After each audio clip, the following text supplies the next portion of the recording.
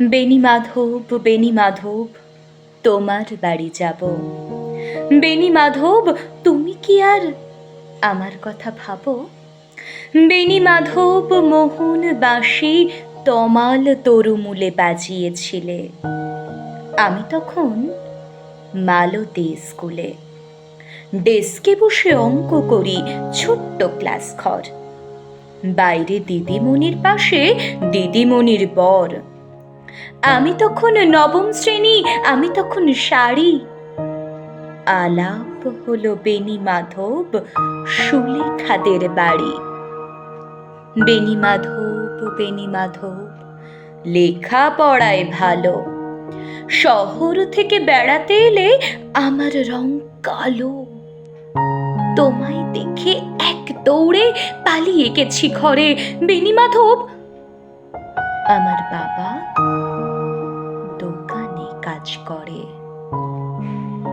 কুঞ্জে অলি কুঞ্জে তবু ফুটেছে মন জুড়ে।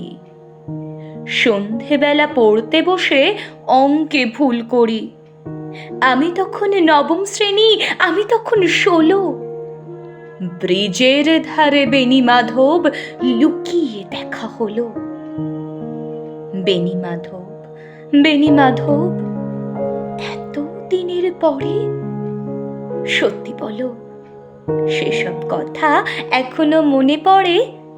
সেসব কথা বলেছ তুমি তোমার প্রেমিকাকে? আমি কেবল একটি দিন তোমার পাশে তাকে দেখেছিলাম আলোর নিচে, অপূর্ব সে আলো। স্বীকার করি দুজনকে মানিয়েছিল ভালো। জড়িয়ে দিল চোখ আমার, পুড়িয়ে দিল চোখ। বাড়িতে এসে বলেছিলাম ওদের ভালো হোক। রাতে এখন ঘুমাতে যাই একতলার ঘরে। মেঝের উপর বিছানা পাতা, জ্যোৎস্না এসে পড়ে।